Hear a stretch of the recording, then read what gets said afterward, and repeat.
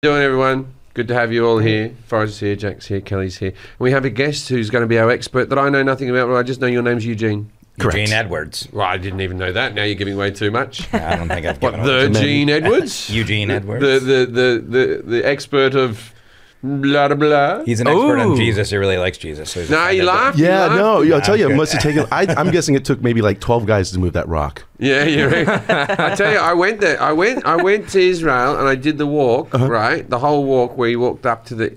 They talk about it like it's a mountain, bit of a hill, right? Not that hard to walk.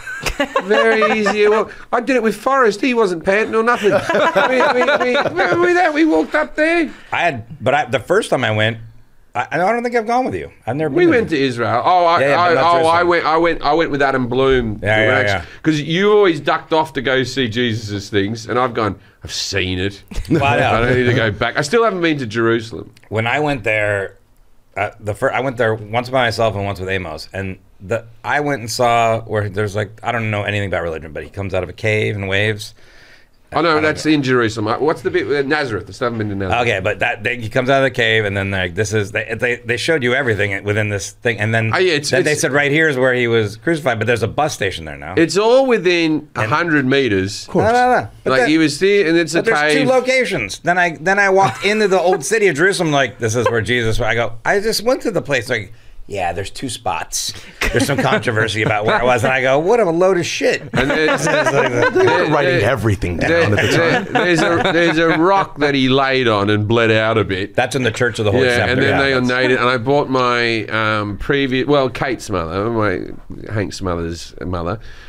She's very religious. I bought her a little crucifix. I think it might have had an ivory Jesus. Like it was not... in the streets of Jerusalem. Yeah, and it was mother of pearl, that type of stuff. And I got a priest to rub it on the rock. That was the only time she liked me, that woman. was when I got her that. When you're walking up to that church, the Church of the Holy Sepulchre, the outside looks whatever. The inside's very ornate and really cool looking. But there's all these shops. They sell like incense and water and candles and all stuff. It's so you can put it on the rock. I'm like, it's a big... Oh, it's a racket. Yeah. They make it seem like, hey, and then everything's like, hey, come on in here, buy this, put it on the rock, and you stop by Jesus's childhood gift shop. Exactly. Well, also, I went there and I was like, I want a crucifix, and they go, how much are you willing to spend? I was like, give me one for like $150. I want $150. That's the amount of money I want to spend on this crucifix. Wow, that's yeah.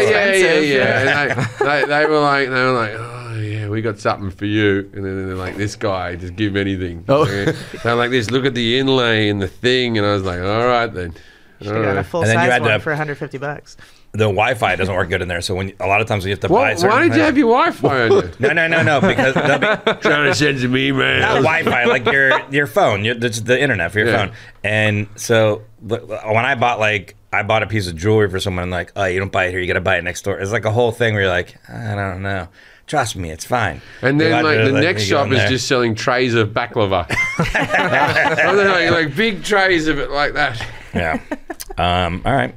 So the good thing is about Jerusalem is they've really got all their bases covered. If you're a Jew, Muslim, or Christian, you're going to find something for you. If you're a Rastafarian, not good. I like our atheist cities, Vegas. Yeah. The good ones. What's another good atheist city? That's a good question. Yeah, I was going to say Nashville for fun, but Nashville's filled with Christians. Right, probably Los Angeles has to be. Yeah, I do well here. Yeah. New Orleans, I would say, but then they have a whole voodoo kind of thing going on. Yeah, they've got their own thing. They're not atheists. They've got their own. And very French Catholic as well. I don't know if there's an atheist city. Maybe Miami, I would say, but then there's Vegas. Mind you, I got married in a church in Vegas. Yeah. It didn't feel like I don't think that was a real church. I don't think that church has any services. I wonder if they don't pay taxes at the Little White Chapel. The Little White Chapel is doing 4 weddings at all times simultaneously. Of all different ilks. Yeah, 4. There's one with a drive-through. There's Elvis. There's a regular one. There's the bigger room, the smaller room, the medium room. There's a garden room. What room was yours? The main room. Were we in the main room?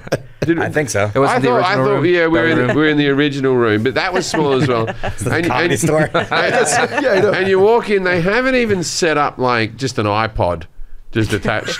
They have a cassette player. Yeah. And the lady presses play. like that. Right there, right, like a boombox. Yeah, a little tiny boombox like this. Pulls it out, presses play, plays the song as your wife walks in. It's all about atmosphere. It's every little girl's dream. I could see like there's lots of tourists. I can spot an Australian. First of all, there wasn't a lot of people dressed traditionally like we were. Yeah, we There gave was like it an go. emo wedding, then there was like all cowboy themed, and then there was like, everybody came with like a theme, you know? There was a couple traditional. But there was an Australian group there. Yeah. And I could spot them because I know Australians. Just not even from their clothes, just from the expression on their face. Yeah. All Australian women sort of do this a lot. They're walking along. I thought it'd be bigger. They were doing that. I said that group of women over there's Australian. I was saying that to Forrest. He goes, "How do you know?" I go, "Wait till they walk by." But I will say, like leading up to it, it was kind. You were kind of, it was during COVID, but it was like you were kind of like it was kind of like, oh, well, this is kind of funny that we're here. But once the ceremony started, for that brief period, it was still nice, though. The lady who did it did a banging job, and I'll tell you why, because she does them every 5 seconds. Yeah. She crushes it, Yeah, we... JJ smashed his head on the chandelier. Yeah, I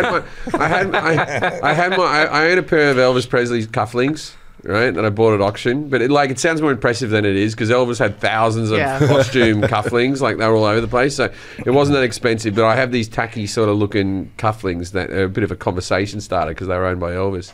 And the Elvis there, I was sitting out with him in the lobby, and I was like, "Hey, come over here." Got Elvis's cufflinks, and he was so over talking about Elvis. It was so obviously something that he got into 20 years ago, and now he's like going, "I think I might have wasted my life." You are about a week away from Milan, Italy. Milan, we're coming to see you. Bring your finely made shoes and your thin pizzas because I'm coming. Do you know what you're playing? The name of it? Close. Theater. Teatro Archimboldi Milano. Google that theatre. I'm gonna do you reckon this is a modern theatre that the Italians have slapped in, or it's an historical, Gothic-looking, cool Italian theatre? What is it called again? Historical. Well, you're the one who has it in front of you. I know, but I just switched Right over there. Archimboldi. All right, you guys talk about something else. No, that's all right. We can Why wait don't you for just you. copy and paste it? Yeah, it's Because- fucking hell, man. It's just, How old is he, Kelly? You knew. yeah. Come on. All right, boomer. Got him. God, it looks kind of like it was built in like the 80s, maybe. I wanted it Like there's like these vending machines out in front I of it. wanted it like an Italian theatre that looked like kids were molested in there by some Pope-like character. No, the whole neighborhood. The neighborhood looks kind of Russian. Is this Milan? This is Milan. It's the height of fashion. Yeah. But it's not the city. We're out in the suburbs probably with that theatre. I don't know. I don't know. It's not. I know it's not Rome. We're not going to Rome because the Colosseum was booked. I don't know anything. I don't know anything about Milan. That's inside, but that's like some production. Yeah. That'll be cool. It's gonna be great. All right, so let's get started That's the because inside. we have That's to we have to figure out what Eugene's here for. Stop rubbing that. No one else can see that. I was gonna say- They can't see my hands. Or what that is. All right, that's better. Well, we got to do some ads first. So before we do that, IDCat Podcast on Instagram. And The patreon.com/IDCat. Patreon's been a lot of fun. Yeah. Mate. A lot of fun. I have a podcast too called the Merman Podcast. You should listen to that. Jack and I have a podcast called The Unsolicited Podcast. And I have this one. Listen to this one too. Yeah, listen to this one too. The Merman and the Unsolicited is fine. I don't know why it has to be a competition. I was just kidding. I listened to one of them and not Let's the other. move on. I'm not going to say which Ads, one. please. I don't think Please. you've ever listened to ours. Before a fight breaks out. Do some ads. You're upsetting Eugene.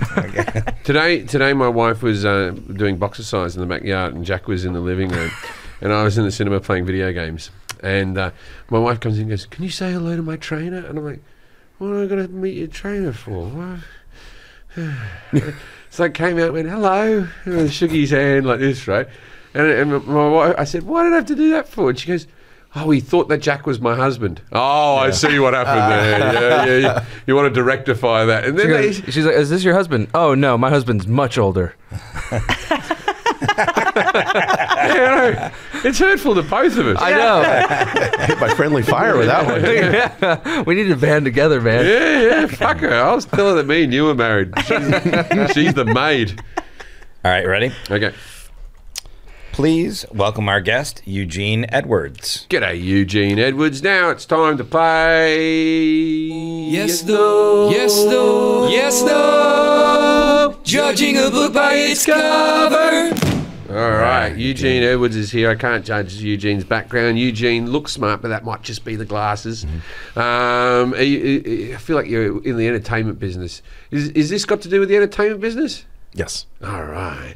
Is it plastic surgery? No. What? We already did plastic surgery. I know, but it's been a while. You got to touch it up. Yeah, exactly. You can't just leave it where it is. It's always updates and edits. I actually saw the guy who did my chin at one of my gigs, and I was like, "Hey, my eyes are getting." Forrest, I met him my one eyes day. are getting a bit dark, and he's like, "Take my number, I'll sort you out, Jim. No problem." So I'm up Comes to support you. Yeah, he comes to my gigs. I think he met me when he did the chin thing, and now he shows up with That's good. Anyway, so okay, so it's about the entertainment business. Does it involve the movies? It does not. Oh, does it involve the theatre? No. Oh, is it interpretive dance? No. Oh, regular dance? No. That's all that there's in entertainment. There's nothing else. No, I haven't scratched just- the yeah, surface. He's just getting started. Power of elimination. He's calling it down, man. And it's not involved the movie. Is it involved television? No. Oh, I love television. Sorry. We could switch. I think you'll like this topic. I mean, you like this genre. Is it music? It is. Oh, I know about music. But It's not just music. Yeah. it's more specific than that. Is it about the rock and roll music that's corrupting the youth? Not specifically, no. Oh, Do you know that Eugene knows Jack? right. That's a hint. We're glad you were sitting for that. It's a hint, though. It's a hint, though. That doesn't mean he's involved in the music industry. No. But it's a hint. Eugene. Jack has a relationship with Eugene. Oh, is it about Coca-Cola's sponsorship of music? Because they don't. That's more a Pepsi thing. Yeah, it's more of a Pepsi thing. It involves What Jack. does Jack do in music? Jack's in a parody / real country band called the Doohickeys. Well, yeah. Thanks for the plug. Yeah. Yeah, way to go. One of his bandmates sitting over there. Yeah, I know. Okay. Yeah. So he's not in the band. I've seen the band. What does he do? Eugene's not in the band. What does he do? Sings averagely and plays guitar slightly better. Okay, you hit one of them. One of them you got. Is it about singing? No. Is it about guitars? Yes. That's about the rock and roll music that's corrupting well, the youth. just guitar. We're talking about guitar. All right. Guitar and guitar. Okay, stuff. when's the guitar invented? Who was the thing? When was the first person to have an electric guitar? All right, I'm down. Let's do it. All right. Eugene Edwards attended the Berklee College of Music and won the California Chapter Country Music Awards Guitarist of the Year. He's composed the score for short films and documentaries, was part of K-Earth 101 morning show for 7 years, and works as a spokesperson for Fender Guitar, and for the past 11 years has been the lead guitarist for country music legend Dwight Yoakam. Dwight Yoakam? Yeah, he currently hosts the music podcast, The Know-It-All Hour, and will host the upcoming streaming show, Two Guys with Guitars. You can find him on IG and Twitter at Eugene Edwards25 and Facebook Eugene Edwards. Is it Eugene E. Edwards on Twitter? And Oh, no, there's an extra E. Sorry about that. okay, no, it's just Eugene Edwards. Correction. Okay, yeah. Nice Let's take catch. that out of there. The Two Guys with Guitars, that's going to be coming out where? That'll be on YouTube. My partner Dylan Caligiuri and I, we just take questions about just how to play, about the actual guitars themselves, just kind of and everything. It's kind of a two-man show. We were doing a live stream show for Fender for a few years. It was a lot of fun, very successful. That's been kind of curtailed, so we decided to just kind of carry it over to another format. Oh, and yeah, how do you know Jack? We met at the Desert 5 spot a few months ago. And but I scheduled a lesson with you, and then we just happened to meet. Oh, that's right. I forgot about that. Yeah, I do. I teach privately on Zoom. And so he had booked a lesson, but then just a few days later, we were in the same place at the same time. Because I saw him play with Dwight Yoakam. I was like, who is this guy? He's insane. I would love to. I couldn't figure out who he was, and I saw a Fender video he was in. I was like, there he is. Eugene's amazing. It was fate. It's fate. All right, well, I'm going to ask Jim some questions about guitar. At the end of that, Eugene, you're going to grade him on his accuracy, 0 through 10. 10's the best. Kelly's going to grade him on confidence. I'm going to grade him on et cetera. We'll add those three scores together. If you score 0 through 10, guitar, it's not good. Oh, like the city, Yeah. the slave stadiums. The country, yeah. I told you my theory on the slave stadiums. I know. 11 through 20, Qatar. How else are they built? Well, yeah, this is the whole thing. We visit the pyramids, don't we? Yes. Oh yeah. Why aren't we cancel the pyramids? How Great Wall of China? What was the top pay there? Yeah, with you. fucking Yeah. cancel the White House. Yeah. Oh my God. Dude, you go to Constitution Hall. Or no, Constitution Hall. Yeah, all buildings are made by slaves. This building? Oh, I wasn't here for the making. Oh, all of a sudden his hands I are don't- clean. I Look at don't- this. I don't- Watch him back off. I don't know how historically old this place is. I think it's old. So 0 through 10, you're Qatar. 11 through 20, a Qatar. You familiar with those? It's when you play the key. Yeah, the- Kita. Yeah, I've seen that. 21 yeah, through 30, tuna tartar. yeah, I like think you that like too. that the best, I like probably, that yeah. too. Two Yeah. tartars, nice. I misspelled it, Kelly. Did you just add an E to it? Every restaurant. We're having problems with ease today. Every restaurant has a tuna tartare with a bit of avocado in it, made into a towel with some Yep. chips. There's no, it's good you can't stuff. fail. Yeah. But don't mince it up so much that it's mush. You want to have a few chunks to it. Yeah, I It's- agree. I'm saying to the restaurant folk out there, What's a guitar? a guitar. It's an it's an instrument. Yeah. It's an instrument. It's a percussion. It's a string instrument. Yeah. A string instrument that involves 5 strings. That was the next question. 5 strings? Yeah, 5 or 6 strings. I don't know. 2 big ones. I think 5. 5. Okay. Oh no! Wait a minute.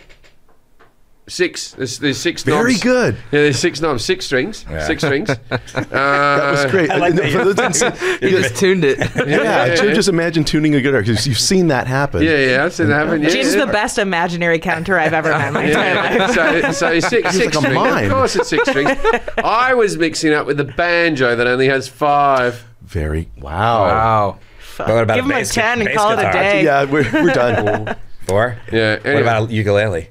I don't. No one plays that. Good answer. I think the ukulele's 4 or 5. 5. I don't think it's I don't 6. remember. I used to own one.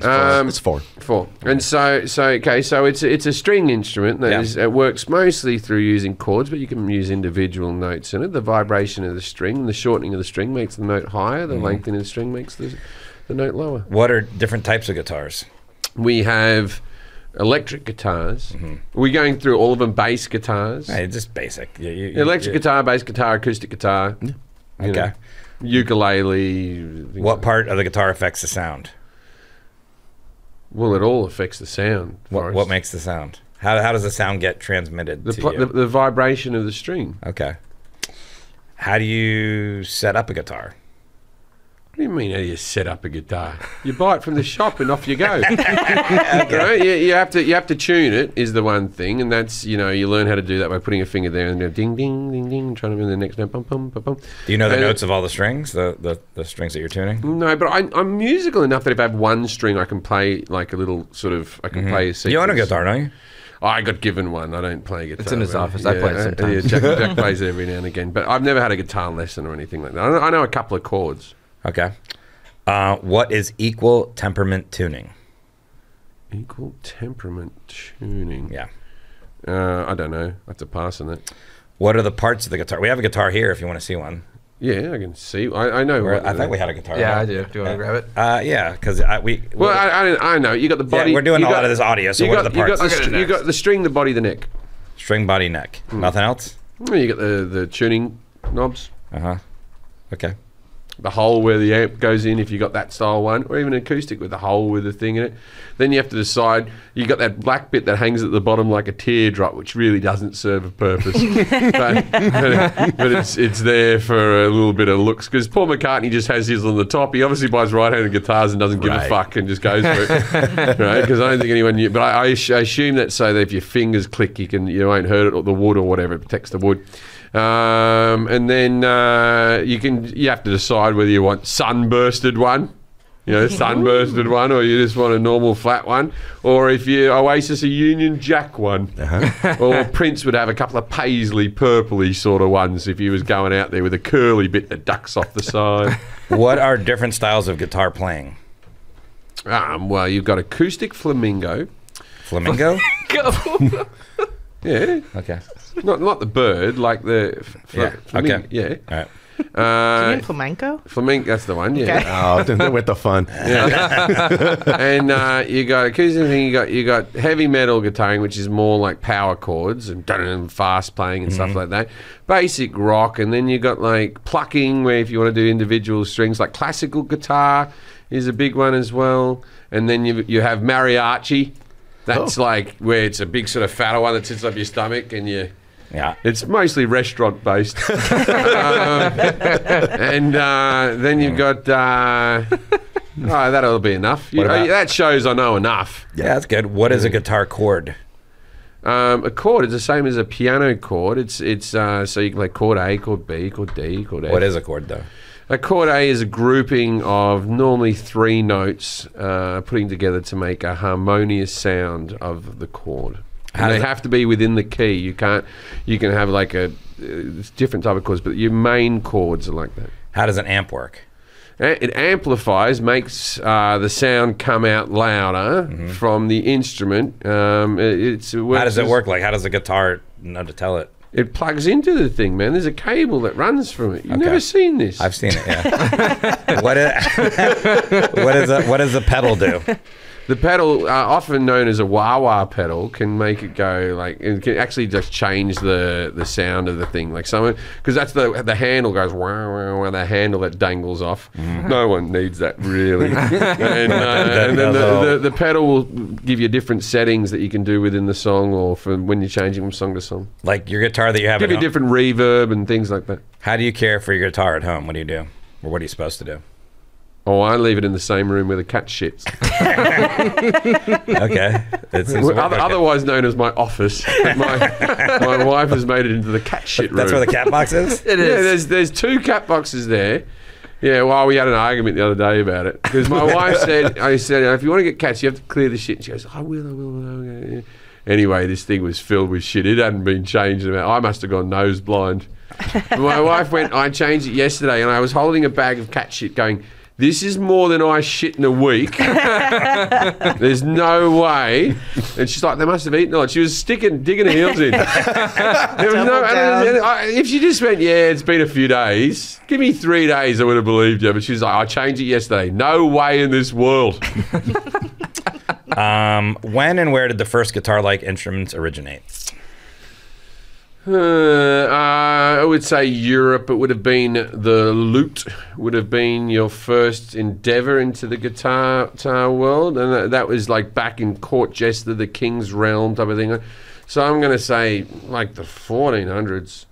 And do you know what country or? I'm going to say merry old England. Oh, and France. What were the earliest forms of guitars? What did they kind of look like, or what? Yeah. They were like, they had a shorter neck and they had a big bulbous circle there and a little body of guitar and a hole, and they were mostly played by sort of entertainment royalty. I already said this. Okay, well the next question was, how did the guitar evolve throughout history? So okay, first of all, kings and queens, looting all the time. Looting.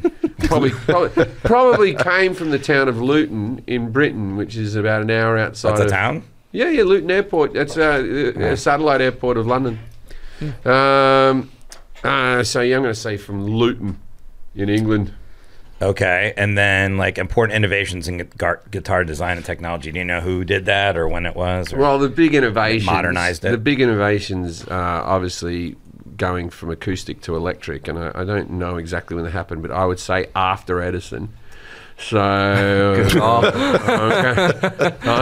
going to go, the electric guitar probably came into play. It wouldn't have been that long before the Beatles and Elvis. The Elvis was in the 1950s. I'm going to say probably invented around 1945, brought into like the real world about 1951, and then sort of brought to the masses sort of by 1955. Here's some innovations. I'm going to name them and see if these mean anything to you. X-bracing.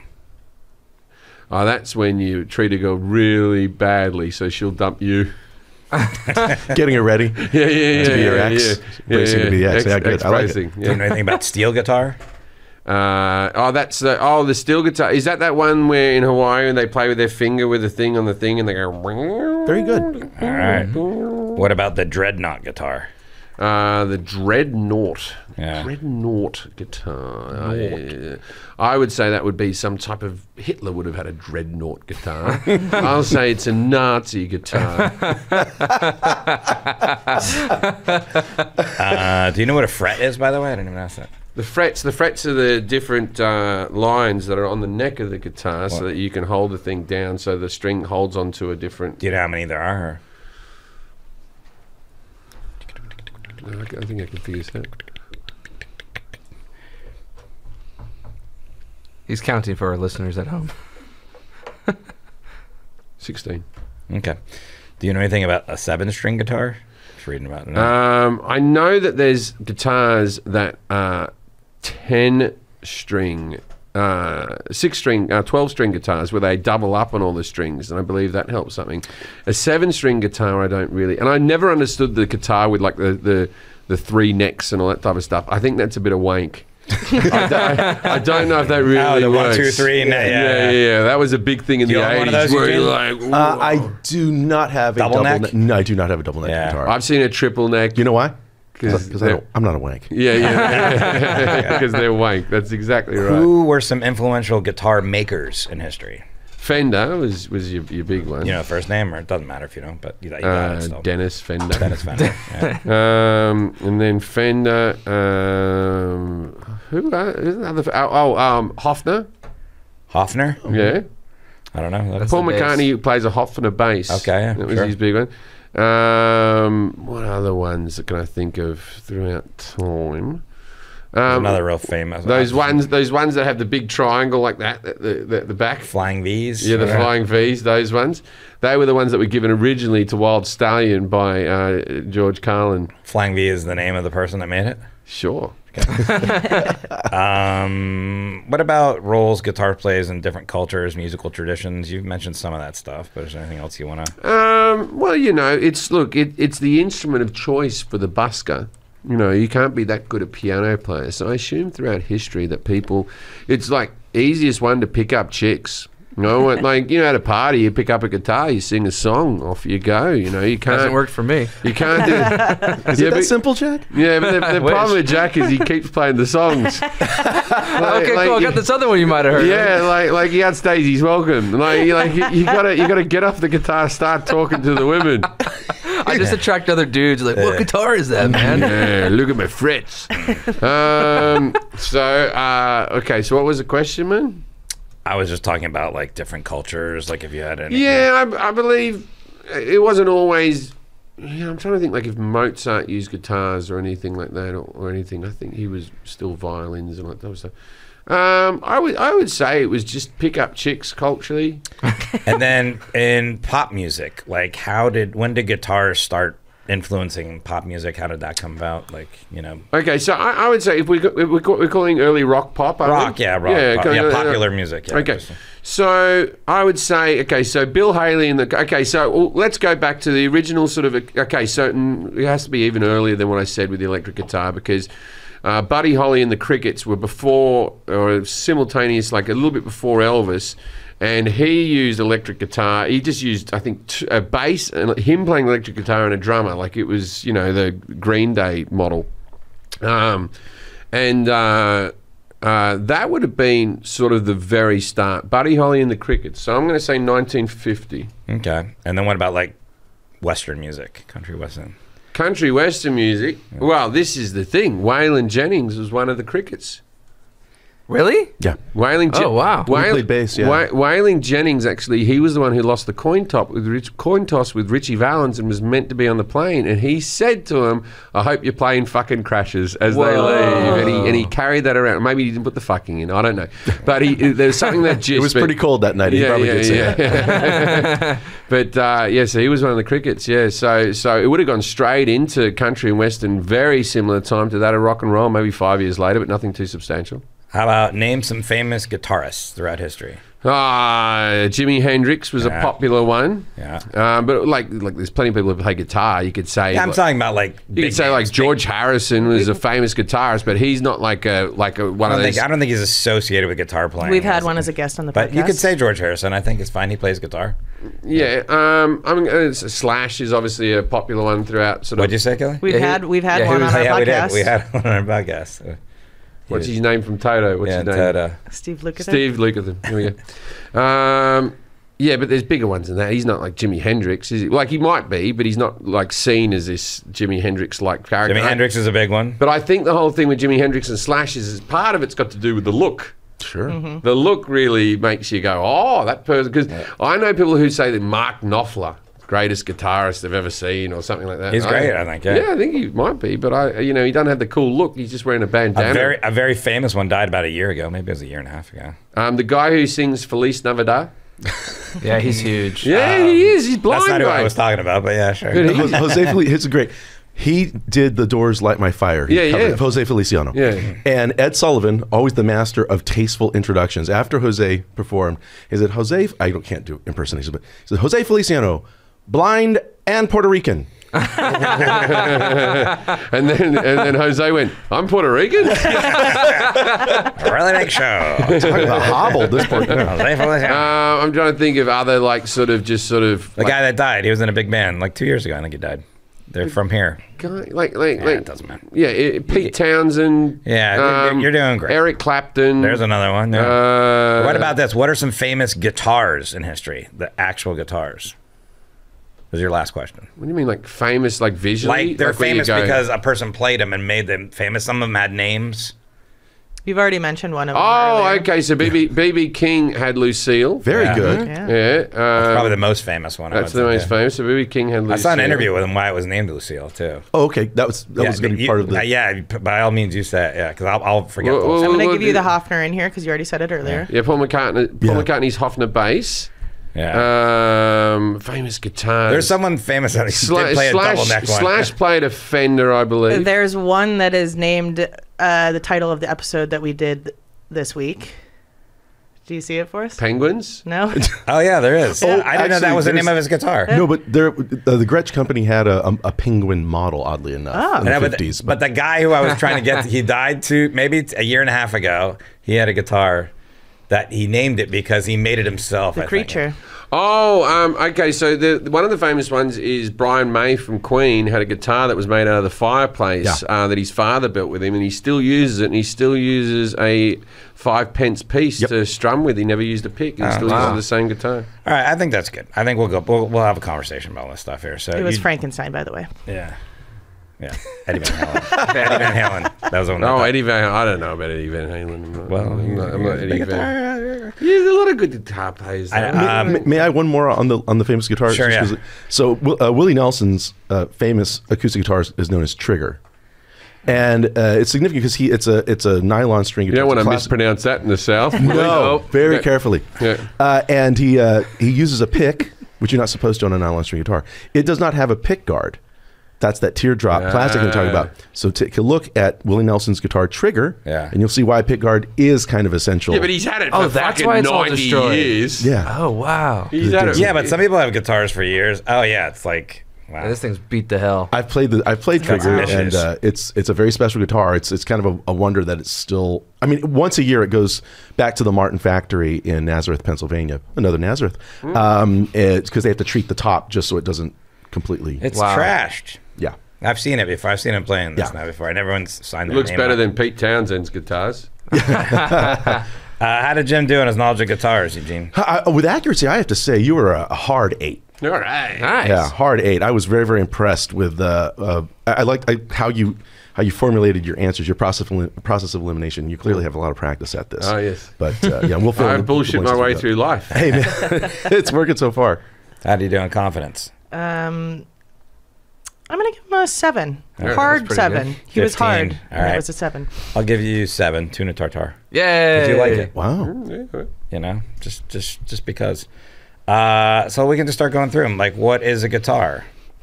A guitar, it's a stringed musical instrument, as you said. It has a fretted fingerboard. You mentioned that. It typically with incurved sides, that kind of very womanly shape, if you will. 6 or 12 strings, played by either you just plucking with your fingers or using a pick or a plectrum, as they call it in England, and that's about it. And the curved sides are just so you can put it on your leg, right? That's exactly right. That's exactly. And so you can whack a boob. You have a boob in here. There's a lot of literature about this. They think that maybe that shape starts taking form in Spain, and mostly and also Portuguese sailors who probably needed the shape of a woman to accompany them on a boat. There's some theories that there's a reason why they went with that. Yeah. And strings and guitars typically have 6 strings. There are 12-string guitars, as you know, and then kind of on the fringes of jazz and classical, they will add a 7th string, but 6 is the most common number. Why? I've heard the 12-string guitars. They sound really good, but they're great. They're fantastic. Why? When we get to the innovations, you'll see that a vast majority of the innovations of the instrument involve trying to make it louder and louder and louder, starting in 16th century Spain. This is where we really start to get away from the lute and vihuelas. These are various stringed instruments, fretted instruments that were going across Europe. But the innovations are really about it getting to project larger in a room. And so by the time you got to 12 strings, that was just yet another thing they did to try and make it just kind of more fortified. So, and then different types of guitars. I figure electric, bass, and acoustic. That's it. I mean, it really, really falls into that. In fact, we have this great word, a retronym. Do you know what a retronym is? No, I don't know what a modern nym is. A retronym is when we have to go back and rename something because of the invention or innovation of a new thing. Oh, like when we renamed World War One. The perfect retronym. Wait, we did? Perfect. World War One. It was the Great War. Well, they didn't call it World War One. Like, wait for the sequel. Yeah, there's more coming. I'm sorry. They weren't called it the Great War expecting a first. second one. Yeah, they did Great War first. When they called it the Great War, and then they went, the World War II came around and went, this one's even bigger. The Greater War. We're great. So therefore, an acoustic guitar is a retronym. Right. It was just a guitar. Then the electric guitar gets mentioned. We got to call that thing something. So the parts of the guitar that affect the sound, the strings mostly, because either they're steel or they're now nylon. Of course, centuries ago they would have been sheep gut was usually used because you could stretch it really tight. It was we got away from that. And then also the pickups. If it's an electric guitar, the pickups are the main. The pickups. That was the thing. Usually those are coiled magnets that are picking up the vibration of the string as you hit it, and it's transferring that vibration via. Who's credited with inventing it? A man by the name of Duchamp, and he worked for the Rickenbacker Company. And Rickenbacker, there's one. That's very German. Tom Petty played that one, right? Yeah, I didn't know that was named after a guy. Rickenbacker's named after a guy as well. Harrison had a Rickenbacker as well. Very much. Yeah, a lot of famous players use Rickenbackers. Great guitars. That's a person as well, Rickenbacker?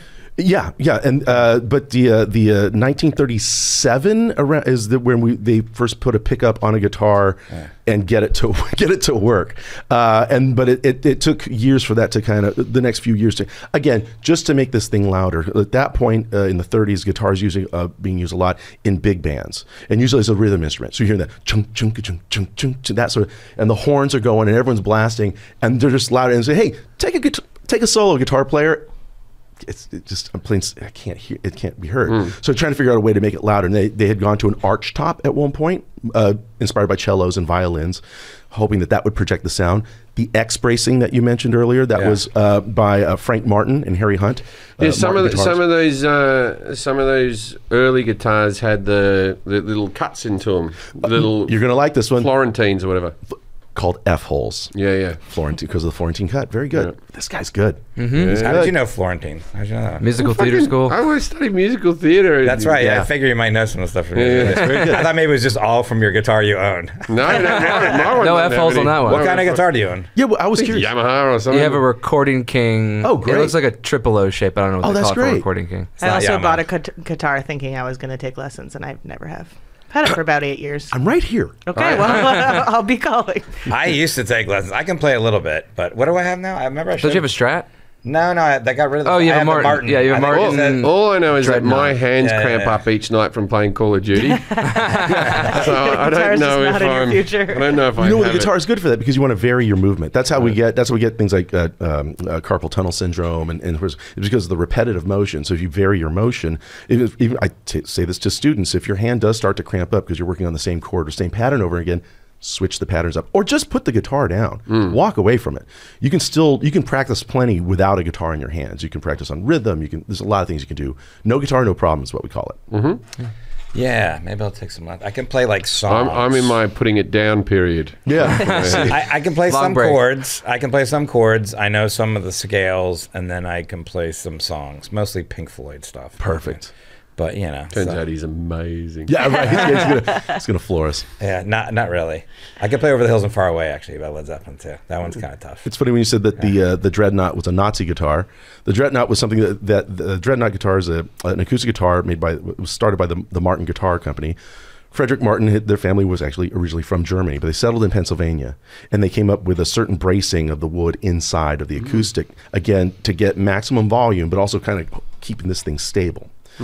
Before that, there was a Spanish luthier, the last name of Torres, the most significant guitar maker in the 19th century, easily, especially because he formulated the guitar, which it's not like classical guitar, but that's mostly the guitar that got to the United States in the 20th century. And so everything was based on that shape and that sound. We threw steel strings on it to make it louder. That's just going to be the common theme here of all those innovations. Make it louder. And louder. Yeah. Make it louder. Until you make get it the louder. death metal. Well, Take it yeah, to and the now end. we're there. Yeah, and now it's just sort of like we've reached the pinnacle. Yeah, it's a little bit too loud now. I'm just getting older. I saw AC/DC in concert. My ears hurt forever. Yeah, I'm gonna put Angus Young in there. I consider him. Yeah, I think in a sneaky way, I think he is as iconic as Hendrix, and I think the fact that he's been around so long and so. I saw him in steadily. concert. He was thrashing his head around. If I do that for a minute, I'm like the next day I'm in pain. He's an old man. He was thrashing his head around. Pilates. He broke a string. Yeah. He went off to the side. He still kept on thrashing his head around. They handed him another guitar, and he didn't miss a beat. Like he didn't stop one. He didn't at one stage just go, "Hang on, I'm gonna get a guitar." Yeah. Straight back in it. I break character on stage all the time. Yeah, somebody says, "Hey," you're like, "What are you saying?" I'm halfway through jokes. I'm like, "Put your phone down, please." But I think to Jim's point too is like Angus, he has that look too. He's got the outfit. He's got the like Donald Duck or Pee Wee Herman. He just never changed the outfit. So sick. Like even if you didn't know, I don't know if he's an amazing player or anything, but he's amazing to watch. So like he's got the Chuck Berry jump, right? And that was like a classic type of thing. Was Chuck Berry an amazing guitarist? I know he was like a rock star. I'll say he was an important guitar player more than he was an amazing guitar player. Right. Chuck Berry significantly takes 3 and 4 part horn figures from like Louis Jordan, Wynonie Harris, like the jump blues of the 40s. And during the war, a lot of our men just went off to war, and so the bands got smaller. Right, we no longer have 4 horns, but we got a guitar player with 6 strings. Can you play the intro to "Ain't Nobody Here But Us Chickens" on guitar instead? So when we hear that classic Johnny B. Goode intro, you have to imagine that being played on 2 saxophones at the same time. These what we call double stops, and Chuck transfers that to guitar in the clubs around the St. Louis area at the time, and that more than anything else is the beginning of rock and roll guitar as we know it. In fact, if we want to talk about how important he is, are you familiar with the movie Back to the Future? Yes. Okay, I have a question. Go. Okay, so when the guy breaks his hand trying to get Marty McFly out of the... I've never seen the film, but I've heard. Course. When he tries to get Marty McFly out of the trunk and he hurts his hand, he's like, "Hey, man, that's our hand. I can't play anymore." And he's like, "Oh, no, my mother and father kissed you. The next song you have to play." And then Marty McFly is up there and the guy's got a bandage on his hand and then they kiss and then his hand grows back and then he goes, "I'll play your song." And then he plays Johnny B. Goode. And then the guy goes up to a phone and goes, Correct. "It's your cousin, Marvin Berry. Marvin Berry. You know that sound you were looking for? Listen to this." Why didn't Marvin take it?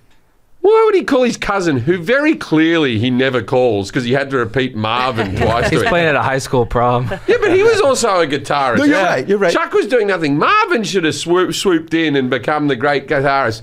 Why not just make that guy Chuck Berry in the film? Question. That's a good question. I don't know. You know, it's funny because I know you discuss religions a lot. It's the one guy that goes to take a nap somewhere, and he comes back and says, "Turns out I'm the chosen one." Yeah. But in this one case, Marvin's not the chosen one. He comes back from the inspiration, the inspirational moment, and says, "It's you, Chuck. It's my cousin, everybody." That's Yeah. kind of a weird. Yeah, I never thought about that. Now, there's a thing about that, but why does he play Johnny B. Goode? Because it just stands as this most iconic. It's just like this big moment, and we're kind of contrasting that with like Eddie Van Halen in 1985, the style he's playing when he's in the present. When he goes back, and by the way, it's an anachronism, because that particular guitar, that particular Gibson guitar that he's using in that scene at the prom, it's the type that Chuck Berry used, but it wasn't Gibson, made. put that there. Gibson, right? But it wasn't made in 1955. It was produced 2 or 3 years later, so that guitar would not have been available on November 5th. And that was the part of the film that you thought wasn't realistic? That was the part that he bothered plays, me. he's a guitar player. That he would stick out the same way. Yeah. That, and I don't believe the Irish ever made a car, the DeLorean. I still don't buy that it's story. the Northern Irish. They're a different bunch. They're industrious, okay. They made 2 things, the Titanic and the DeLorean. Both great successes. Yeah. Crushed it. Jim says you just buy a guitar. They have a museum in Belfast for the Titanic. Oh. They're very proud of it. This is where we made it. Come and see where we made the boat. Come and walk around. It was the finest boat. To be fair, not everybody died. No, not everyone. Yeah, so you know, The lifeboats. But it ruined the environment a little bit. We had one less iceberg. Yeah, we just did an episode on penguins. Yeah, a couple of penguins went down. So when you set up a guitar, I thought you could just buy one, but apparently there's a lot of stuff you got to do to it when you buy one, when you set it up. Or Yeah, if you're a real guitarist. Well, even the hobbyist should. There's some basic care and feeding for a guitar. Change the strings regularly. Now, how often should one change the strings? It depends on how often one plays the guitar. Obviously, it's like tires on a car. Clean the fretboard. I don't like to use sprays. Just a clean, soft cloth. Just wipe it down after you play. There's a lot of oils and stuff that come off our fingertips, and it kind of gunks up on the string. It affects the sound. It kind of makes it. So wipe down the fretboard. Avoid extreme temperatures if you can. Just like it never leaves your quote unquote office, which is good. I'm sure it's It's like a humidor in there. Yeah, well, actually, now Keeps the cat shit at a particular smell.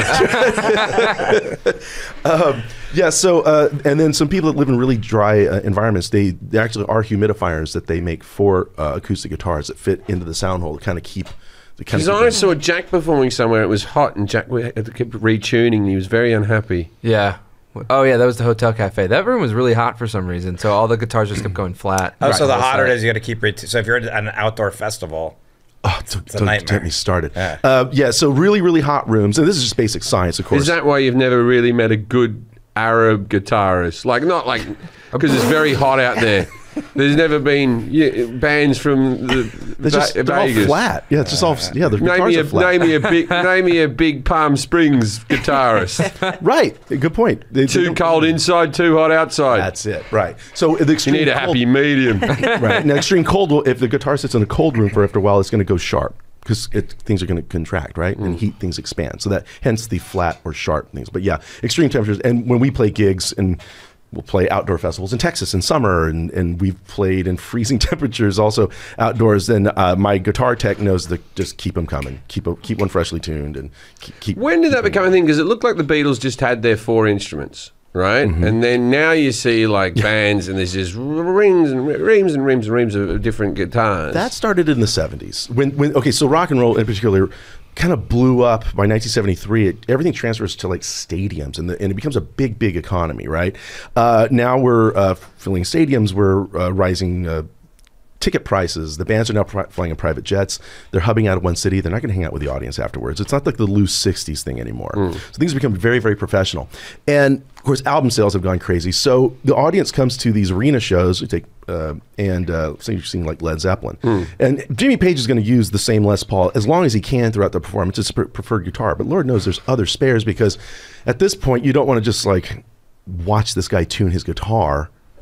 So you can afford to have a second guy and other guitars and just keep them coming. And now I'd say now it's really common because stadium shows, whether it's country or rock or pop, I mean, they're finely tuned productions. Everything's paced, the lighting, the dancers, everything's paced so specifically that on stage there's not room for someone who's kind of like talk and tune and chat with his audience. They got to keep it going. So yeah, that's when it happened in the 70s. So let's talk about famous guitarists throughout history, because I think that it's image more than actual playing. So I watched, like, say, Paul McCartney has this guy who plays for him who looks like he's the greatest guitarist that ever lived. The blonde guy looks a bit like Steve Tyler, right? And then you got like, and I think it's a lot to do with kicking your head. Like if you're like Hendrix is like lighting it on fire and all that type of stuff. But I think you can make that sound just standing stillish. Yeah. Can't you? Yeah, they call it guitar face. Yeah, and so you've got John Mayer does it. Yeah, I nasty guitar face. Yeah. I like the band Guitar Face. It's wrong. Anyway, but then you got like so like Noel Gallagher might be a great guitarist. I'm not sure, but he doesn't really move very much. Him and his brothers are very stationary men. Yeah, they had this great bit because they started in pubs and there's no room to move and no one cared that they were there, so they didn't put on a show. And then as things got better, they were we never learned how to do that, so why change? Yeah. But they like. But that adds to their insocience that made them. But so then cool. you look at Pete Townsend. Is he a great guitarist because he's twirling, he's windmilling his arm around? So Pete's a double-headed monster because he's both. He's obviously wildly charismatic on stage. Yeah. And he said that the Who performances were a three-way battle for the audience's attention between him, Roger, and Keith. John Entwistle, the bass player, never entered the contest. By the way, Entwistle is playing incredibly difficult and very, very dynamic bass stuff and doesn't move. So he's going the other way. But Townsend with the windmills and the stage leaps, and I just think he's compelling. To this day, I can't take my eyes off of him. Then you listen to the records and think, oh my God, this guy, he very influenced by flamenco guitar. This really, the intro to Pinball Wizard, that really fast strumming, that's very flamenco style. And then he can play in that hard rock, that kind of blues influenced hard rock vein. I think the guitar solo on Eminence Front is really, really tasty. Who are your top 10 guitarists? Oh, okay, we will go certainly. So my number one is I don't know, he's relatively obscure. A guy named Peter Green, and he was a British blues guitar player, and he was the original founding member of Fleetwood Mac. Okay, and he wrote Black Magic Woman that Santana then covered. He was a bit of an enigmatic guy, but his playing still is incredibly. George Harrison, certainly. Is he? Absolutely. Right. George Really? Harrison. He's one of the best guitar. Like, I think he's good, but I didn't know. Yeah, Is your guitar? George Harrison, especially if you play in a band and you play song-based music. So we're not talking about jazz or where you just play these long excursions. And we're not talking about classical music where you're reading something that was written years ago and you have and it's based on how exact you can do it, right? Not recital. It's somewhere in between. So can you play the chord at the beginning of A Hard Day's Night? Yes. It's a really tricky one, though. And the trick is because on the record, there's a piano is playing a very low C note in the bass, and Paul's bass is also playing a C. So you kind of it's a bit of a trick because it expands many octaves. But I've faked it before. I had that question from someone who is going to be doing it on stage soon, and I made a little video like, "This is your best shot." It's great. But that's a great example, though, of just with the 12 string. That's the 12-string Rickenbacker that we're hearing right there. To find this very evocative thing. To come into the intro of that song. I mean, it really does sound like Technicolor. I mean, just that chord, it means so much. It sounds like the explosion of youth. It sounds like a whole new era starting just with this clang. It's just... That's how they start the Beatles love show. I mean, they do like some real, but then that chord comes in, it's like everything falls. Yeah. And we're off to the races. Yeah. So Harrison always has the right part for everything amongst a band that in, 7 recording years, changed so many styles. And I would say if you don't have George Harrison, well, they're all important, but Harrison actually adds technique as the Beatles go on. He didn't have any blues in his playing. He started out playing like rockabilly and Chet Atkins style country stuff. The solo to All My Loving. It's a classic Carl Perkins, Chet Atkins move. But it's playing little double harmony stuff. It's just gorgeous, exquisite. But he doesn't have a single note vibrato, which is where you take a string and you shake it to emulate the human voice. You sing a voice, you know vibrato. But he doesn't have that in his technique, but he adds it. And by the time we get to like his guitar solo on Something, it's so elegaic. It's just so graceful. Well, While My Guitar Gently Weeps is all vibrato, isn't it? That's Eric Clapton. Yeah, he did the solo. Playing lead. Oh, he's playing guitar. Eric Clapton's playing guitar. But you're right. That is very much. That's Clapton was a master of vibrato, and that's where Harrison. They were buddies. Yeah. So until he started fucking his wife, and then they were still buddies. Remain buddies. Wait, that really happened? Who fucked who? Yeah, okay, so Patty Smith Patty Boyd, who was an extra she was a featured extra in a Hard Day's Night, right? Okay. She was maybe 17, 18 then. And like George Harrison was only 21. Exactly. Right, so I'm just putting into context, right? And so he starts dating her. They get married, and then Harris, and then Clapton falls in love with Harrison's wife. She runs off with Clapton, and they remain friends and all still hang out together afterwards. Played on the album. And Harrison, well, no, at that stage Harrison was still because she had the song Something written about her. And then he wrote The Way You Look Tonight about her. Clapton wrote The Way You Look Tonight. I think Layla was Code or something. About Wonderful Tonight. Oh, You Look Wonderful. But that's in 78. You're right. Layla is written about, that whole album is about just his passion for her, and it was inspired by a Persian poem. I don't think there's anyone on earth who's had more songs written about them that hasn't been like a king or queen. Wow. You know what I mean? And and she's still around. She's just there, just like famously just dated a couple of rockers. She must be a very charming lady. Yeah. I hope, yeah. I'll tell you who one of my favorite guitarists was. Stevie Ray Vaughan was, when I was young, I'm still listening to him, but I thought he was amazing. I don't know where he ranks for you. Highly. Yeah. Highly. No, Stevie Ray Vaughan is actually one of the few people, and there were people like Stephen Stills that knew both Jimi Hendrix and Stevie Ray Vaughan. There was actually Stevie's bass player knew Jimi Hendrix, in fact. So anybody who knew them both and saw them both play said it was striking that Stevie Ray was like the only other guy that could do Hendrix-like things. Had a lot to do with the size of the hands and just the way they just dominated that instrument. You want big hands? What was? I don't know. I've seen there's a country guitar player named Red Volkart. Brilliant player, and he's this very hefty guy, and his fingers like thick sausages, right? You'd never think that he could possibly even, play a melody. His fingers look so thick, it looks impossible. And he plays just these beautiful, graceful lines. So I think that it's a more matter of willpower. I mean, even if someone has very small hands, you can always get like a 3/4 guitar. They make different. Never seen a dwarf though that was really good. Those At guys, anything. Guys in ACDC are awfully small. I'm joking. Stevie Ray Vaughan wasn't. I just was reading about the relationship with him and David Bowie. I didn't even know that he played. Didn't he play on? He's on that album. He's on China Girl and Let's Dance. Those two songs. Yeah, he's playing the lead. And then he asked him to go on tour with him or something. I don't know. So yeah, the offer was that Bowie was so impressed with him. He says, "Look, I'm going to go on this massive tour. I'd like you to play guitar in my band, and I'd like your band can be and the it was opening China band. Girl and which one? And Let's Dance. Let's Dance. It was the most. Sure. Identifies playing. But the rule was management said that's fine. We can have Stevie do that, which would be a huge break for his career. Then it turned out like no, your band's not going to open. So now it's like, okay. And then also, and you're not really to do any interviews about your material in your career during that tour, which means that Stevie's but I've got an album out and my band's just supposed to sit at home and I can't publicize what's going on. So Stevie didn't take the deal, which must have been a really tempting deal, but he stuck to his guns. Yeah. Have you ever seen the video clip for Let's Dance? No. It's worth a watch. It's set in an outback Australian pub. Yeah. He was obviously on tour in Australia because this is one of those ones with the tiles up the wall. Those tiles are on the wall because Australians used to just piss everywhere because we were like animals. Really? Yeah, when you see the tiles outside, that's to piss against the wall in these outback pubs. And then they started putting them along the bar there because men would just have a piss just along there. It was just for cleanliness reasons. This is like near Darwin or something. It's like an outback pub. It could be one. We have. But I mean, like that. We have these pubs in Sydney, but they made it look like it was an outback. You know the style of pub. Those old pubs. I've been to a few. And it had just like Australian. It was in the 70s, right? Maybe was it about 83. So just a whole lot of Australian. But like one of them's just wearing "G'day Australia" t-shirt.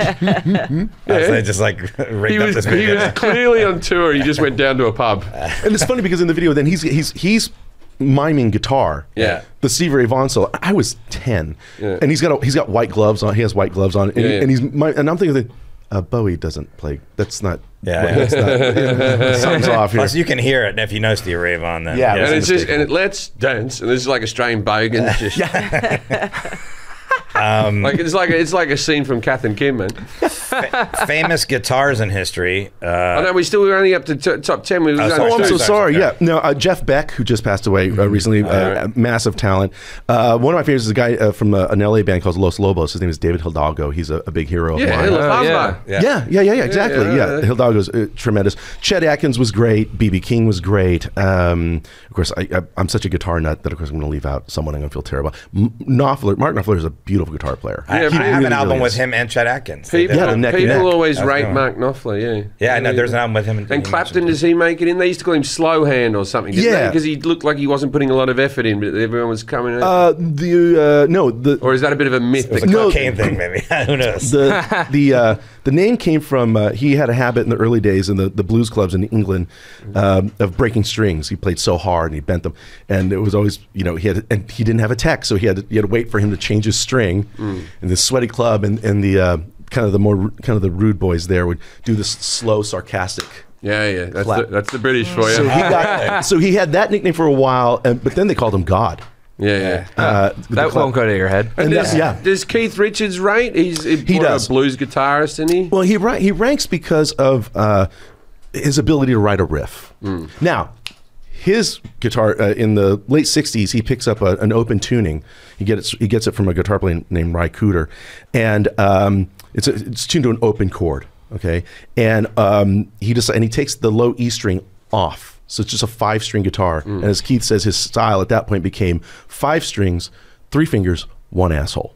And so when we hear like the riffs to Brown Sugar and Start Me Up, and that's kind of that classic Stone style riff. It starts with him. It's Stones. It's kind of a combination of Chuck Berry and blues and slide players, and he's able to synthesize a lot of different parts of roots music, all kind of into his one style. Who was a better guitarist, Lennon or McCartney? Oh, Paul. Yeah, I think Paul. I mean, because you never hear anything like as intricate as like Blackbird coming out of Lennon. Well, there is Julia, Right, which is a very particular picking pattern that Donovan taught him when they were in India. So when John put his mind to it, he could play very, very well. And in the early records, John's very important. His rhythm playing is actually very, very important. The rhythm, the way he holds down that rhythm, he's very, very steady. But as things progress, frankly, at the same time, John, he gets a little less interested in being a Beatle, doesn't he? Yeah. I mean, he's not really pouring himself into it, not at the level of Paul, who's, working on his piano Paul's still technique. interested in being a Beatle. like how much money you need, man? Take a month off. I've never seen anyone work harder. Yeah. Because I went and saw Paul McCartney in concert, and I've seen him many, many times. One time I saw him, and there was about, 800 people, or maybe 600 people there in a very small venue in New York. And it was on Valentine's Day, and we were snowed into New York, and we couldn't get out. So we stayed. I'd done my gig, and we stayed in New York, and we saw Paul McCartney go, and we cancelled my show because we couldn't get out because of the snow. And it was because it was, the 40th or 50th anniversary of SNL was the next night. Okay. Right? So Paul McCartney had a night off in New York and still did a concert for 400 people maybe. Yeah. And you're like, what are you doing, man? He stays alive. And then the next day on SNL, his voice was a bit ripped up, and you're like, what, you wanted to hang out with David Spade and stuff? What happened? Famous guitars in history. He said B.B. King, Lucille. That was one. There was Eddie Van Halen, Frankenstein. I mean, You're right. And Jimmy Page famously played that double neck Gibson Right. on stage, the wank guitar. Yeah. Now that had some function to it because they had recorded the song "Stairway to Heaven," which he used. They could go up octaves or something, was it? Was it higher notes? Or Well, was so the there's purpose of that? so "Stairway to Heaven" starts on a 6-string acoustic guitar. Then we hear a 12-string electric guitar. Then it goes to a 6-string electric guitar. Right. In those 3 phases of the song. So how do you pull that off You live? just change it as you go along. But he was able to I don't have a motorcycle strapped to me car. So I think people, and in fact, speaking of McCartney, in the song "Rock Show" by Wings, he says, "What's that man moving across the stage? It looks a lot like the one used by Jimmy Page. It looks like a relic from a different age." Right. So he's referencing that double neck guitar. But you mentioned Paul's Hofner violin bass. So now Hofner is kind of the budget brand in Germany at the time. So it was, but even if you're a budget brand, if one of your model instruments lands in the right hands, and ends up on Ed Sullivan in 1964. The rest is It's a cool looking one, though. It's a nice looking one. That it's great. brown and everything. It's got a nice look to it. Yeah, that tobacco burst, I think they call that. And they talked about Paul being on that side of the stage. If you looked at the Beatles at that time, their stage setup, there's almost this imaginary arc you could see from the headstock of Paul's bass, which is far stage right, and then the far stage left is the end of John's guitar, his Rickenbacker. And so they kind of had this symmetry to their stage. Every other band full of right-handed players, everything's pointed towards stage left, right? So there's kind of this, I don't know how else to put it, but I mean, in theatrical terms, there was this. It was visually, aesthetically pleasing. Exactly. all right, cool. And then what else we haven't? We don't Did you have- want to demonstrate any different playing styles? We don't have a lot of time. Yeah, we've No, got There's another there's another one coming. Oh. Yeah, I know. Sorry, we're up against it. So. I need money first too. Yeah. I know what it was. It's some influential guitar makers in history, and then we'll do some dinner party. We already done those. We did Rickenbacker, Yeah, but Hofner, Fender, Gibson. Martin. I guess. Oh, we see, did you it. didn't name Gibson at the time. No, but you were you've there. Said it several times. I know about Gibson. But you were on it there. Yeah, I say Antonio Torres from Spain, 19th century. Christian Frederick Martin for sure. Oh, so wait Was a it minute. that So company? what country did it come from? Because I said London or France. It was the answer's officially Spain, 1600s. Right. Although the Spaniards. you were holistically correct in that it's sturdy, it's portable. You said loot a lot, which I think was good. And the loot actually, so no, you're right there with that. So it comes from those. I mean, they make a case that the first evidence of a guitar-like instrument was ancient Egypt. I mean, there's always probably a gourd. So the aliens brought one it down, string. did they? Ding, ding, ding, ding. Right. So the course of strings change, things develop. But yeah, you certainly had the minstrels of the medieval period. They're playing lutes and those things. So that thing's around. The guitar, as we now know it, though, that development really comes out of Spain, 1600s. But then most significantly 19th century Spain with Antonio Torres. But then Gibson and Orville Gibson. Oddly enough, Orville Gibson didn't own the company. He was one of the guys who worked there. It was just some businessmen owned the company, but he was so important to developing those instruments that they named it after him. He was on salary. The guy that owned the company Oh, was wow. called Shitbag. I got a name. I think we touched on all of them. You're such a fast, which in a good way, Eugene. Fast you talk talker. fast enough that I was like, we covered a lot of stuff because you're like going through and stuff. Let's do the dinner party facts now, and then if you have time, maybe. But I don't think we're going to play us out. But we'll Okay. see. Yeah. Let's do the guitar styles too. Okay. Great. We have All time? right. Let's do the Do dinner. guitar styles, man. Let's do the dinner party fact first while I sit here, and then we'll do that. So this is the part of the show, dinner party facts. We ask our guest to give us an interesting or obscure fact, or one or two, about the subject. Well, here's the one. First, we already went over this one, but the Gibson ES-345 model guitar that Marty McFly plays in Back to the Future wasn't released until 3 years later. Of course, as you know, what was the date of that dance, though? Oh, it was the Enchantment Under the Sea dance. It was 1955. May I don't remember. 28th? November 5th. November. I know that film. You know it now. I know that 'cause it's my daughter's birthday, and it was also the date that I first saw my first concert. So, the most expensive guitar ever sold is current. You want to take a guess? Yeah, to have him take a guess. Would it be at auction? It would be some famous person's guitar? Correct. I would say it's probably John Lennon's guitar. There was one that sold at auction, a Beatles guitar, for a lot of money fairly recently, like in the last decade. I'm not sure. What's sure the about number guess? It what's was the price? It was about $5 million or something like that. I don't know. Okay, so currently it is a Martin 1959 D18 acoustic. When the hammer finally came down, it exchanged hands for $6 million at auction in June of 2020. Why was it so expensive? It was previously owned by none other than Nirvana frontman Kurt Cobain, and it's the guitar he played at the Unplugged appearance. So it's the last guitar he played. I know that auction because they were also selling, was Julian's was doing it, they were also selling the cardigan that he wore. when he was- really? That's the last performance. Yeah. That's right. And I So- think maybe that was when I bought the Elvis cufflinks. That was all in the Oh, really? Okay. That's an Italian. Gotta get I got in the there auction, I got the somehow. auction, the Elvis cufflinks for like $1,400. Like not cheap, but Yeah, not like not bad. stupidly priced. You know I what don't think mean? that guy keeps his guitar near the cat shit, though. That's It was a show off if he did. In fact, when the Les Paul, the man, the great player, but he also did a lot of innovations in recording and guitar design. When he passed, his entire estate was sold off. And I got invited to go through it before the auction went. And they came on the radio show and brought some of his old guitars and stuff, and I got to play them. It was a real treat. And I got to meet Les actually when I was a kid, and he was a really sweet man. But those guitar auctions are just nuts. They're just nuts. Again, all you need is like two people to want it that badly. Yeah. The price gets it. Now, last thing, despite creating some of the most legendary guitars in the world, the founder of Fender, and he also had other companies like Music Man and G&L, Leo couldn't play guitar.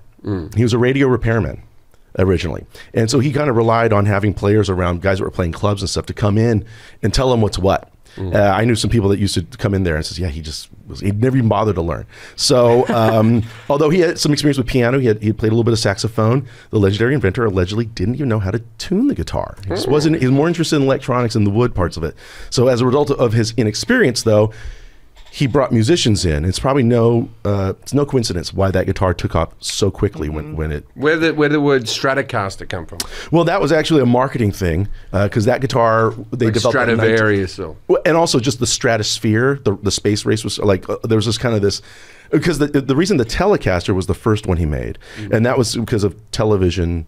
That sort of. In fact, he originally called it the Broadcaster, but it still sounds good. Telecaster, Stratocaster still sounds more modern. They sound it's just as words. But the Broadcaster. But then another company had some drums, and they said, well, we'll call it something else. So it's always this kind of marketing. There's just really marketing things of the time. There you go. What were you saying, Aaron? We're gonna listen to the guitar. The guitar styles. Oh, we have time. Yeah. Okay, cool. Yeah, let's do it. Yeah, if we have time for a little bit of guitar, that'd be great. And Andy, can you grab the guitar hidden behind you? Haley from the Doohickeys is here, but and she's just been put to work. Just as a reminder too, while we're doing Behind this. the couch. Yeah. Yeah, just a reminder, Eugene Edwards, our guest, has a podcast. Obviously, he knows a lot, and he's great to listen to. The Know-It-All Hour, that's on all platforms, I'm assuming. It's if they just go to my socials, that'll take them there to the socials. That's the opposite of our podcast. I know. I thought it was ironic. What's funny was before, like 2 days before Jack hit me up about this. You got to fix that. I'll tell you, in the guitar industry, that sound right there. they got it. Like that's the equivalent of the modem going. Jack make nicer plugs. Jack doesn't have one, but they do make nicer plugs. I use them on stage. So the tip of this, there's a little button. So when you engage it or disengage it, it mutes the signal. Most people use a wireless one now. They still use corded. Most people do use wireless. I'm still on cables on my gig because I switch guitars so often. We just probably don't have enough radio packs to follow. I love watching people who can really play guitar. But imagine if he starts playing now and he's like mentally challenged.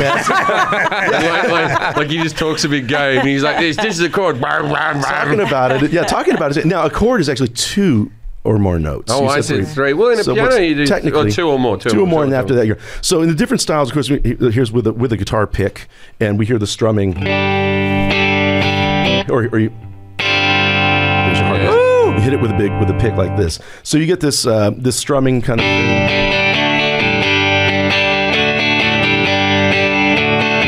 Like 2 chords. Now, if you don't use a pick, say like Mark Knopfler, you can get a more emotive style. Hurt your hands, man. After time, you kind of get used to it. So you.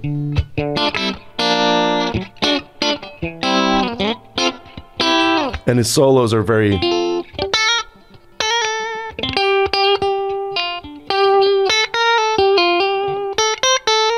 So that's where his sound comes from not using a pick. Huh? His style is very much based on the fact that he doesn't use a pick. So, and you're able to get under the string and really snap it like a rubber band. That's a real common Mark Knopfler trait there. Oh, he has his own sound, doesn't he? Oh, very, very unique. As soon as you did it, that's Mark. Yeah, you kind of know. And that's a mark when we talk about the great players.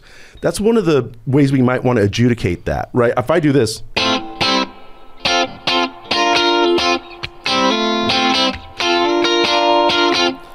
We kind of think of Keith Richards because of that shape. And of course, back to that.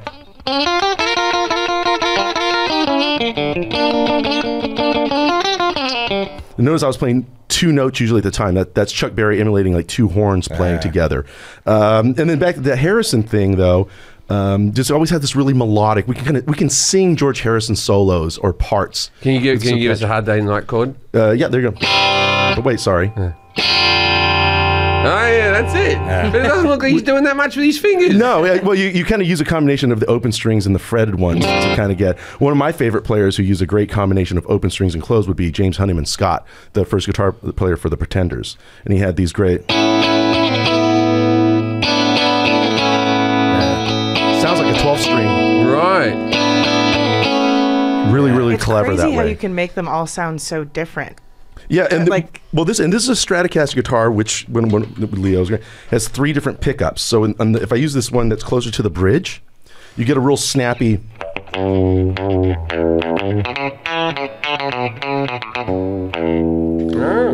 If I go all the way to the front, to the pickup that's near the neck, it's going to be a warmer, smoother sound.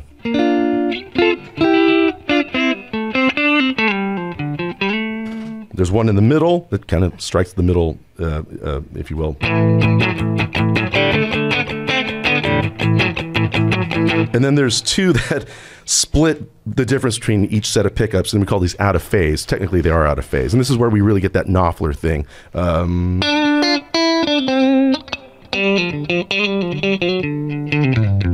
C. Ray Vaughan would use those quite a bit, too. Can we yell out impersonations and see how you go? Sure. Let's see. Well, actually, I've run out of all the things I can play at this point. So Nah, no. anything by Dwight Yoakam. Then I'd be cheating, right? Yeah. Let's see. Here's a country guy. I know Jack will notice this one here.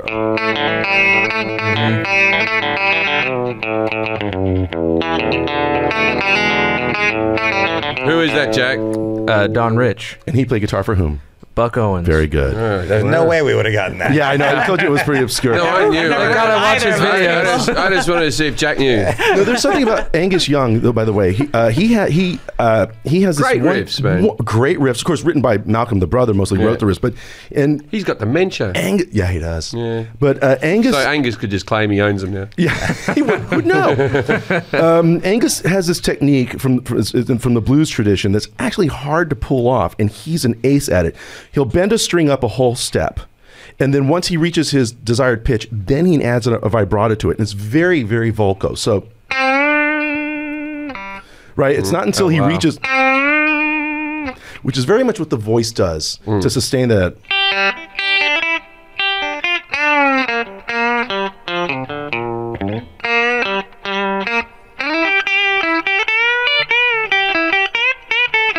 Then what's that? That was shook me all night long. Yeah. Right. I know me ACD. And he hits those notes. It's very, very significant. He's very, very graceful at it, and you wouldn't think of it because of his onstage movements, but he's actually very exacting as a Do you player. dance much as you play? I find Yeah. it impressive. Like when Well, he moves a lot. you're a mover. I move a lot. And yeah. a shaker. I'm a mover. Yeah. Yeah. I'm about a mover, as they say. So let's see. Jimi Here's Hendrix. another- That's his thing. Well, yeah. So Hendrix had this really one of my favorite things that he would do. He borrowed from the R&B tradition with these little fills and things in between his chords. Let's see. I'm trying to think of something.